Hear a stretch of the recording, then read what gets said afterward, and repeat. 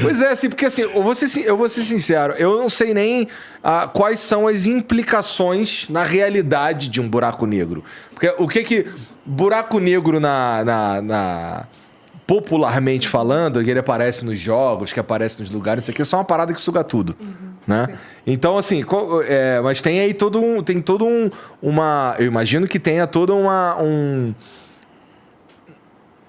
Puta, fugiu a palavra. Não é nenhuma razão. Implicações na realidade que, assim, passar perto... Assim, no filme Interestelar lá, dá merda pra estar perto de um buraco negro, né? Dá merda ou não, né? Depende. Por que depende? Eles ficam orbitando, né? O tempo... que o tempo, ela vai explicar pra você. Então me explica aí, tem Roberto. implicações no tempo. Basicamente, implicações no tempo. No tempo e no espaço. As duas são... É uma entidade só, né? Que a gente chama de espaço-tempo. Isso foi o Einstein que percebeu, quando ele introduziu a relatividade restrita, em 1908, que ele percebeu que a gente tem o espaço, que é o que a gente conhece, né? As 3 dimensões, que, né? Cima, baixo, direita, esquerda, direita e frente e trás. Só que ele percebeu também que o tempo é uma dessas dimensões, que a gente não consegue ver, a gente só consegue meio que sentir o tempo passar. Né?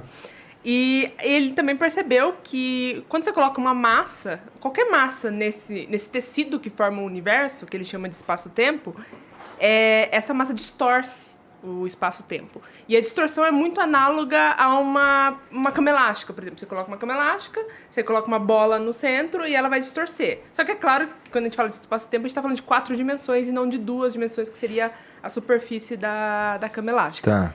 E aí o que o Einstein percebeu é que isso a gente conhece como gravidade, essa distorção.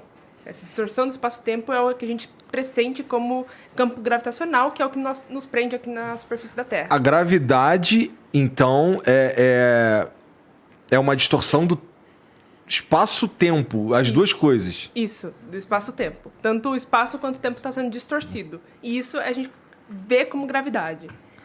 Porque é o seguinte, cara, o Einstein, quando o Newton definiu a gravidade, ele definiu como uma força, né? Então tá lá o negócio que cai. E esse negócio incomodava muito o Einstein, entendeu? Ele falou, cara, mas que caramba de força é essa? Um negócio mágico? É um negócio... Isso aí incomodou ele, entendeu?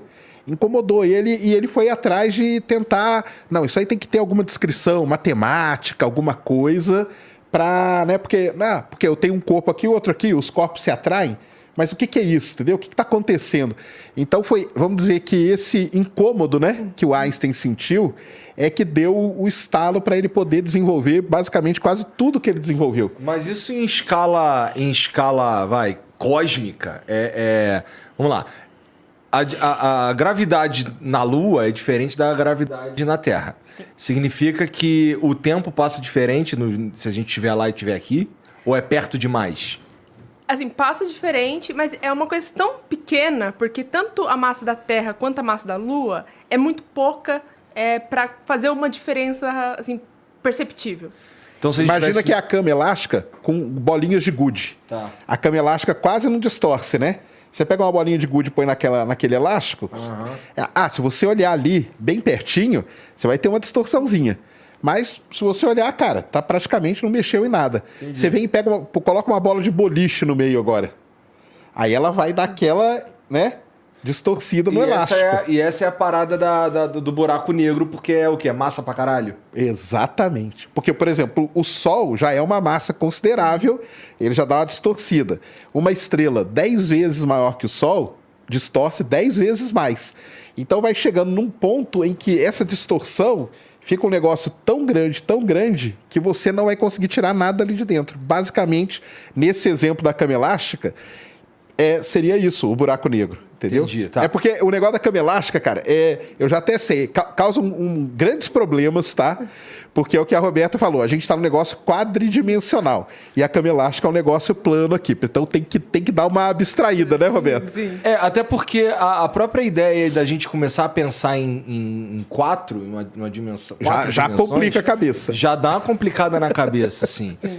Já é, porra, tá, então tem uma... Porque assim... O tempo é uma constante, mas eu não sei... eu tô com medo de ficar falando merda aqui. Pode falar, mas fala. Que o tempo...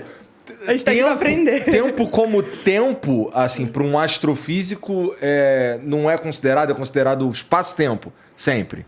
Assim, em geral a gente considera o espaço-tempo. É porque o tempo é uma coisa assim, é uma das dificuldades da física. Ninguém sabe exatamente o que é o tempo. A gente sente o tempo passar, a gente sabe que ele tem uma direção só, que a gente tá sentindo ele pra frente, né, digamos assim. Isso é um consenso?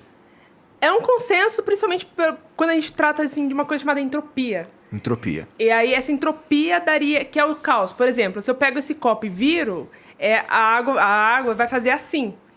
E isso aqui, você nunca vai ver a água voltando para o formato do copo. Isso é mais ou menos a analogia de entropia, né? É isso aí. E pela entropia, assim, o tempo só tem uma direção, só vai para frente.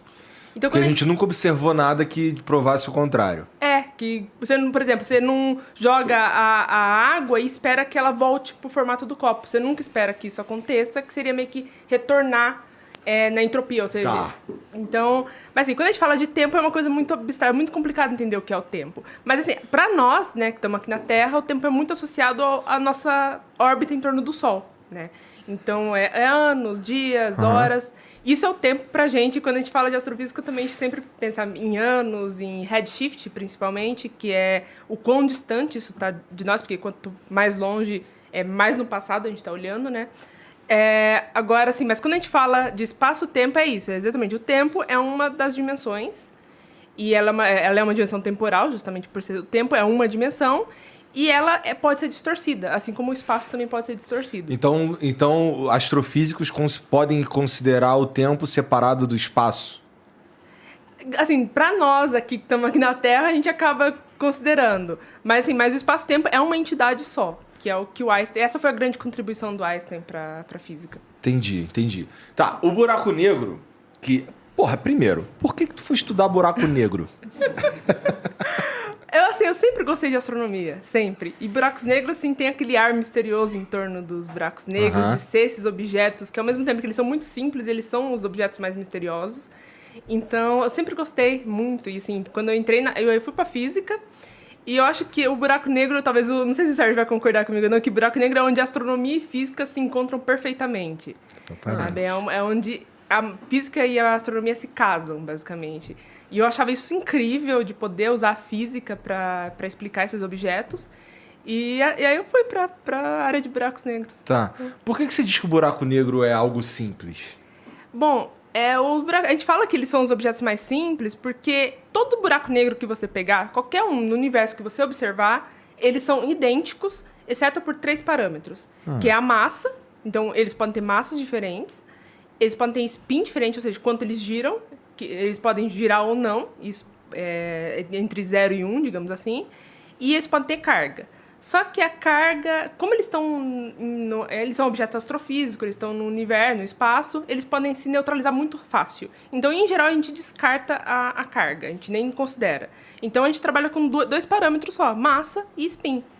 E todos os buracos negros, eles são idênticos, exceto por esses 2 parâmetros. Tanto que quando eu recebi a imagem, acho que o Sérgio deve ter recebido esses comentários. Por que essas imagens são iguais, né? Do buraco negro do centro da Via Láctea e o buraco negro... Ainda bem que é igual, né? Exato, exatamente. Eu pensava, ainda bem que é igual, porque se não fosse igual, alguma coisa estava errada na física. E é igual porque, exatamente, a única diferença que os 2 têm é provavelmente o spin, que a gente não sabe ainda qual é o spin deles, e a massa, que a gente sabe. Um tem 4 milhões de massas solares e o outro tem 7 bilhões de massas solares. Quê? Então, É os 2 da foto que ela tá falando. Da foto. A gente conseguiu hoje tirar foto de 2 buracos negros.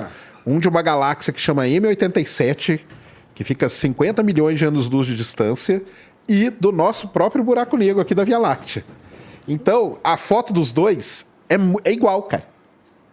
E aí o pessoal falou, até parece, cara, eles fizeram uma e depois foram ali no Photoshop e fizeram a outra, entendeu? Não, cara, o ser igual é muito bom, porque mostrou exatamente tudo que o Einstein lá previu, entendeu? Eles vão ser iguais. O que muda é a massa. Aí o nosso aqui ele é bem menor, é na casa de 4, né, milhões, e o da M87 é 7 bilhões de vezes a massa do Sol. Então é muito mais.